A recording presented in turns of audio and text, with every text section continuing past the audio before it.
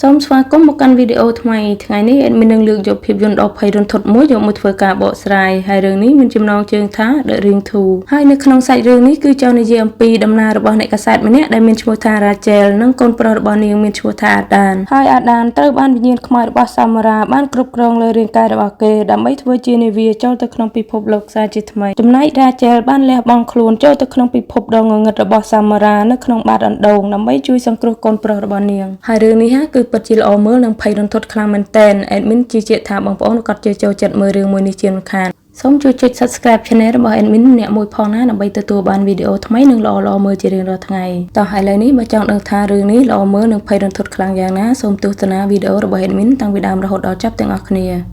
សាច់រឿងនេះបានចាប់ផ្ដើមដំបូងឡើយជាមួយនឹងគូស្នេហ៍មួយគូដែលមានឈ្មោះថា Jack និង Emily ហើយ Jack បានយកកាសែតវីដេអូមួយយកមកឲ្យមិត្តស្រីរបស់គេរួចហើយគេក៏បានដើរទៅបន្ទប់វិញដើម្បីឈរចាំមើលនាងនៅក្នុងកាមេរ៉ានៅពេលដែល Emily បានយកកាសែតវីដេអូនោះមកចាក់មើលហើយក៏បានឃើញព្រឹត្តិការណ៍ដ៏គួររន្ធត់មួយនេះមានការភ័យខ្លាចយ៉ាងខ្លាំងខណៈពេលនោះដែរ Jack ក៏បានបង្ហាញពីសញ្ញានៃការគ្រប់គ្រងរបស់វិញ្ញាណ Samara នៅលើដៃរបស់គេនៅពេលដែលចែកកំពុងតែនិយាយទូរស័ព្ទស្រាប់តែមានអ្វីមួយបានហូរចេញមកពីក្នុងបន្ទប់របស់ Emily បានធ្វើឲ្យគេមានការភ្ញាក់ផ្អើលយ៉ាងខ្លាំងគេបានក្រោកឡើងយ៉ាងលឿនដើម្បីប្រញាប់ចូលទៅក្នុងបន្ទប់របស់ Emily ព្រោះគេខ្លាចនាងមានរឿងអ្វីកើតឡើងប៉ុន្តែនៅពេលដែលគេបានចូលទៅដល់គឺនាងមិនមានរឿងអ្វីកើតឡើងនោះទេដែលស្ថិតក្នុងការគ្រប់គ្រងនៃបណ្ដាសារបស់ Samara ចែកក៏បានដើរទៅអង្គុយនៅជិតទូរទស្សន៍នៅពេលនោះដែរវិញ្ញាណខ្មោចរបស់ Samara ក៏បានឡើងមកពីក្នុងអណ្ដូងហើយក៏បានចាប់ទាញយកចែកចូលទៅក្នុងអណ្ដូងនោះជាមួយគ្នាបន្ទាប់ពីរស់រានមានជីវិតពីព្រឹត្តិការណ៍ដ៏គួររន្ធត់មួយ Rachel និង Adan បានផ្លាស់ប្ដូរទីលំនៅទៅកាន់ទីក្រុងតូចមួយដោយពួកគេសង្ឃឹមថានឹងអាចគេចផុតពីវត្តមានដ៏គួរឲ្យខ្លាចរបស់ Samara នាងបានចូលធ្វើការនៅកាសែតក្នុងស្រុកហើយព្យាយាមចាប់ផ្ដើមជីវិតថ្មីជាមួយនឹងកូនប្រុសប៉ុន្តែទោះជាយ៉ាងណាក៏ដោយសន្តិភាពរបស់នាងគឺមានរយៈពេលខ្លីនៅពេលដែលនាងបានឮពីការស្លាប់របស់ក្មេងប្រុសជំទង់ដ៏អាថ៌កំបាំងដោយមានការជំរុញដោយភាវគតិរបស់នាងក្នុងនាមជាអ្នកយកព័ត៌មាននិងជាម្ដាយ Rachel បានចូលទៅស៊ើបអង្កេតនៅកន្លែងឧក្រិដ្ឋកម្មហើយក៏បានរកឃើញថា Samara បានត្រឡប់មកវិញសាជាថ្មីដោយបានប្រើប្រាស់ខ្សែអានវីដេអូដែលត្រូវបណ្ដាសាដើម្បីបន្តរជ្ជកាលនៃអំពើភេរវកម្ម Rachel បានមកសួរនាំ Emily អំពីហេតុការណ៍ដែលបានកើតឡើងចំពោះនាងនិង Jackបន្ទាប់ពីបានដឹងរឿងរ៉ាវច្បាស់លាស់ហើយនាងក៏បានទៅផ្ទះរបស់ Jack ដើម្បីរកមើលកាសែតនោះនៅពេលដែលនាងបានរកវាឃើញហើយនាងក៏បានយកកាសែតនោះទៅដុតចោលព្រោះនាងជឿជាក់ថាការបំផ្លាញវាចោលនឹងត្រូវបានបញ្ចប់បណ្ដាសារបស់ Samara ប៉ុន្តែរឿងទាំងអស់នេះមិនបានដូចអ្វីដែលនាងបានគិតទុកនោះទេនៅពេលយប់ឡើង Adan បានចាប់ផ្ដើមជួបប្រទះនឹងសុបិនចម្លែកភ្លាមដែលជាកន្លែងដែលគេត្រូវបានអូសចូលទៅក្នុងពិភពកាសែតដោយ Samaraនៅពេលភ្ញាក់ឡើងគេមានការភ័យខ្លាចយ៉ាងខ្លាំងហើយ Adan បាននិយាយអំពីសុបិនអាក្រក់នោះប្រាប់ម្ដាយរបស់គេនៅពេលដែលនាងបានដឹងហើយមានការបារម្ភចំពោះកូនយ៉ាងខ្លាំងពេលទៅសាលារៀនគេមិនសប្បាយចិត្តហើយមានស្មារតីមិននឹងណក្នុងខ្លួន Rachel បានឃើញហើយរឹតតែបារម្ភពីកូនខ្លាំងឡើងដើម្បីធ្វើឲ្យមានភាពប្រក្រតីឡើងវិញនាងក៏បាននាំ Adan ទៅចូលរួមក្នុងកម្មវិធីតាំងពិព័រណ៍ក្នុងស្រុកនៅតំបន់មួយព្រោះនាងជឿជាក់ថាវានឹងអាចជួយកាត់បន្ថយភាពតានតឹងនិងការភ័យខ្លាចរបស់កូនប្រុសនាងបានប៉ុន្តែទោះជាយ៉ាងណាក៏ដោយព្រឹត្តិការណ៍ដ៏គួររន្ធត់នៅតែកើតមានឡើងជាបន្តបន្ទាប់នៅពេលដែល Adan កំពុងតែថតរូបភាពហើយក៏បានមើលឃើញវងសត្វក្តាន់វាហាក់បីដូចជាមានព្រឹត្តិកម្មជាមួយនឹងគេចំណែក Rachel បានតាមរកកូនប្រុសគ្រប់ទីកន្លែងប៉ុន្តែរកមិនឃើញគេសោះខណៈពេលដែល Adan បានចូលទៅក្នុងបន្ទប់ទឹកគេក៏បានមើលឃើញពីទិដ្ឋភាពខុសប្រក្រតីមួយបានធ្វើឲ្យគេចាប់ផ្ដើមមានអារម្មណ៍ភ័យខ្លាចគេបានថតរូបភាពខ្លួនឯងនៅក្នុងកញ្ចក់ខណៈពេលនោះដែរ Rachel ក៏បានចូលទៅដល់ដោយមានការភ័យខ្លាចនិងបារម្ភចំពោះកូនពួកគេក៏បាននាំគ្នាត្រឡប់មកផ្ទះវិញនៅពេលដែលពួកគេកំពុងតែធ្វើដំណើរហើយក៏ត្រូវបានវងសត្វក្តាន់បានវាយប្រហារនៅពាក់កណ្ដាលផ្លូវប៉ុន្តែមិនបានធ្វើឲ្យពួកគេមានគ្រោះថ្នាក់នោះទេតែរថយន្តពួកគេបានប៉ះទង្គិចយ៉ាងខ្លាំងជាមួយនឹងវងសត្វក្តាន់ទោះបីជាឧបទ្ទវហេតុនេះមិនបានធ្វើឲ្យពួកគេមានគ្រោះថ្នាក់តែវាបានបង្ហាញពីព្រឹត្តិការណ៍ដ៏គួររន្ធត់មួយដែលនឹងបានមកដល់ពេលមកដល់ផ្ទះវិញ Adan បានចាប់ផ្ដើមមានសីតុណ្ហភាពក្តៅខ្លាំងហើយរាងកាយរបស់គេបានចាប់ផ្ដើមចុះខ្សោយខុសពីធម្មតាទង្វើទាំងនេះបានធ្វើឲ្យ Rachel បានចាប់ផ្ដើមសង្ស័យថា Samara កំពុងតែព្យាយាមកាន់កាប់លើកូនប្រុសរបស់នាងដោយមានការភ័យខ្លាចនិងបារម្ភពីសុវត្ថិភាពកូននាងបានស្វែងរកជំនួយពីមិត្តភ័ក្តិរួមការងាររបស់នាងគឺ Meg នាងបាននិយាយរឿងរ៉ាវទាំងអស់ប្រាប់ដល់គាត់បន្ទាប់មកម៉ែក៏បាននាំពួកគេមកស្នាក់នៅផ្ទះរបស់គាត់ជាបណ្ដោះអាសន្នរ៉ាជែលបានព្យាយាមយកអាដានទៅងូតទឹកដើម្បីជួយទប់ទល់នឹងការថយចុះកម្ដៅរបស់គេហើយអាដានមានការភ័យខ្លាចចំពោះទឹកយ៉ាងខ្លាំងនាងបានដាក់គេចោលនៅក្នុងអាងទឹកតែម្នាក់ឯងរួចនាងក៏បានត្រឡប់មកផ្ទះវិញដើម្បីរកមើលកាមេរ៉ារបស់អាដានបន្ទាប់ពីនាងបានមើលឃើញរូបភាពរបស់សាមារ៉ាដែលបានលេចឡើងនៅពីក្រោយខ្នងរបស់អាដាននាងក៏បានប្រញាប់ធ្វើដំណើរត្រឡប់មកផ្ទះម៉ែកវិញ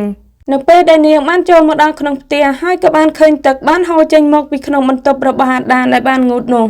ពួកគេបានព្យាយាមបើកទ្វារបន្ទប់ប៉ុន្តែបើកមិនបានខណៈពេលដែលម៉ែកបានទៅរកឧបករណ៍ជំនួយហើយរ៉ាជែលក៏បានបើកទ្វារនោះបានពេលចូលមកដល់នាងក៏បានមើលឃើញពីទស្សនភាពដ៏គួរឲ្យរន្ធត់មួយគឺអាងទឹកត្រូវបានស្រកចុះអស់ហើយសាមារ៉ាបានលេចឡើងជារូបរាងនៅក្បែរខ្លួនរបស់អាដានរ៉ាជែលបានមើលឃើញពីភាពមិនប្រក្រតីរបស់អាដានបានធ្វើឲ្យនាងមានការបារម្ភចំពោះគេយ៉ាងខ្លាំងនៅពេលដែលនាងកំពុងតែព្យាយាមជួយសង្គ្រោះកូនប្រុសរបស់នាងពីក្នុងអាងទឹកបែរជាឃើញមុខសាមារ៉ាទៅវិញហើយនាងក៏បានជ្រមុជគេទៅក្នុងអាងទឹកវិញភ្លាមនៅខណៈពេលនោះផងដែរម៉ែកក៏បានចូលមកទាន់ហើយក៏បានមើលឃើញច្បាស់ពីទស្សនភាពដែលរ៉ាជែលកំពុងតែព្យាយាមជ្រមុជកូនប្រុសរបស់នាងចូលទៅក្នុងអាងទឹកដោយកត់សម្គាល់ទៅលើស្នាមជាំនៅលើរាងកាយរបស់អាដានគាត់ជឿជាក់ថារ៉ាជែលកំពុងតែព្យាយាមធ្វើបាបកូនប្រុសរបស់នាង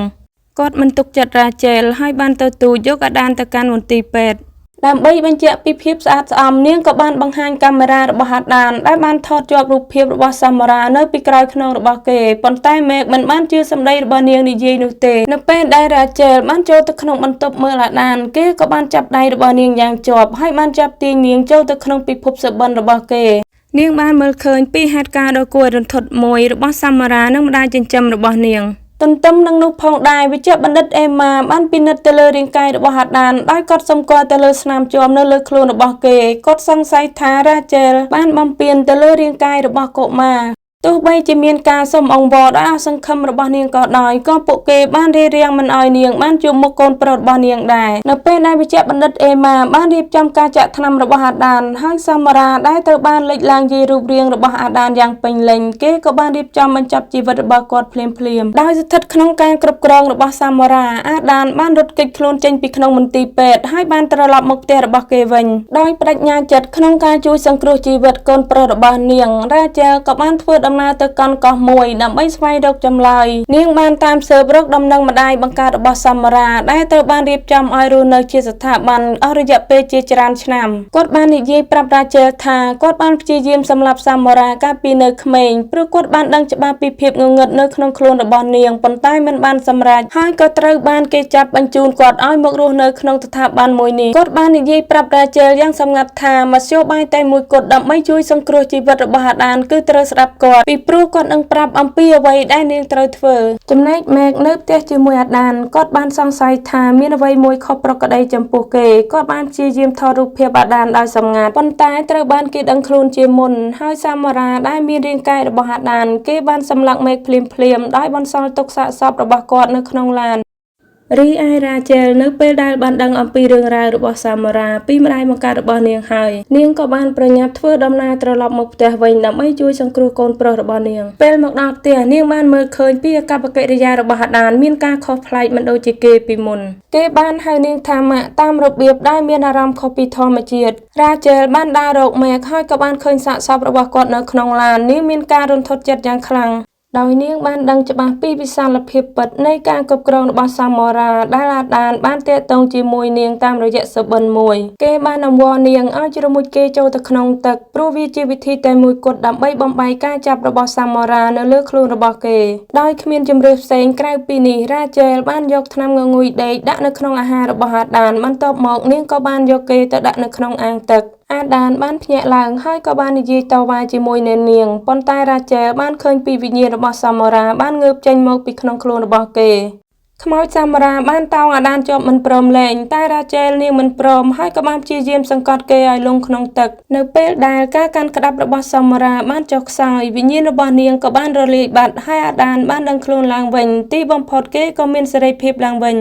នៅពេលដែលពួកគេបានគិតថារឿងរ៉ាវទាំងអស់នឹងត្រូវបានបញ្ចប់ហើយគេសប្បាយចិត្តនិងត្រេកអរយ៉ាងខ្លាំងប៉ុន្តែនៅខណៈពេលនោះដែរទូរទស្សន៍នៅក្នុងបន្ទប់ក៏បានបើកដោយខ្លួនឯងគឺវាបានបង្ហាញយ៉ាងច្បាស់អំពីពិភពរបស់សាមូរ៉ាដោយបានដឹងច្បាស់ថាការគិតមមាញរបស់សាមូរ៉ាមិនមែនគ្រាន់តែចង់មានអាដានប៉ុណ្ណោះទេគឺនាងថែមទាំងចង់ស្វែងរកម្ដាយរបស់នាងទៀតផងរ៉ាជែលបានលះបង់ខ្លួនឯងដោយការឈានដល់អេក្រង់ទូរទស្សន៍នាងត្រូវបានគេចាប់ទាញចូលទៅក្នុងពិភពដ៏ងងឹតរបស់សាមូរ៉ាហើយគឺជាកន្លែងដែលនាងបានមើលឃើញខ្លួនឯងនៅក្នុងបាតអណ្ដូងដ៏ល្បីឈ្មោះដែលសាមូរ៉ាបានស្លាប់នោះរ៉ាជែលបានខំប្រឹងតស៊ូឡើងជញ្ជាំងអណ្ដូងតែទោះជាយ៉ាងណាក៏ដោយការតស៊ូរបស់នាងត្រូវបានអស់សង្ឃឹមទៅវិញបន្ទាប់ពីនាងបានមើលឃើញខ្មោចសាមូរ៉ាបានដេញតាមនាងពីក្រោយដោយនឹកឃើញដល់កូនប្រុសនាងក៏ព្យាយាមឡើងរហូតដល់កំពូលនៃអណ្ដូងទាន់ពេលវេលាហើយក៏ប្រញាប់រុញគម្របថ្មដ៏ធ្ងន់មកបិទមាត់អណ្ដូងដើម្បីកុំឲ្យសាមូរ៉ាបានចេញពីក្នុងអណ្ដូងនេះបានទន្ទឹមនឹងនោះផងដែររ៉ាជែលបានធ្លាក់ខ្លួនវង្វេងចូលទៅក្នុងព្រៃអាប់ដ៏ចម្លែកមួយនាងបានដើរតាមផ្លូវទៅកាន់ច្រាំងថ្មដែលនាងធ្លាប់ស្គាល់នៅក្នុងសុបិនរបស់អាដានហើយគឺជាកន្លែងដែលម្ដាយចិញ្ចឹមរបស់សាមូរ៉ាបានបញ្ចប់ជីវិតរបស់នាងនៅខណៈពេលនោះដែរនាងក៏បានឮសំឡេងរបស់អាដានបានដង្ហោយហៅរកនាងហើយនាងក៏បានលោតពីលើច្រាំងថ្មធ្លាក់ចូលក្នុងទឹករ៉ាជែលបានភ្ញាក់ឡើងហើយក៏បានមើលឃើញខ្លួនឯងនៅក្នុងបន្ទប់ក្បែរអាដាននាងមានសុវត្ថិភាពហើយរីឯសាមូរ៉ាក៏ត្រូវបានបាត់ទៅវិញអាដានបានហៅតាមឈ្មោះរបស់នាងថារ៉ាជែលនេះគឺជាសញ្ញាបញ្ជាក់ថាពួកគេមានសេរីភាពហើយសុបិនអាក្រក់ត្រូវបានបញ្ចប់នៅក្នុងពេលនេះសូមអរគុណសម្រាប់ការតាមដានទស្សនាវីដេអូរបស់ Admin តាំងពីដើមរហូតដល់ចប់សូមកុំភ្លេចជួយចុច Subscribe Channel របស់ Admin ម្នាក់មួយផងណាដើម្បីទទួលបានវីដេអូថ្មីនិងល្អៗមើលជារៀងរាល់ថ្ងៃ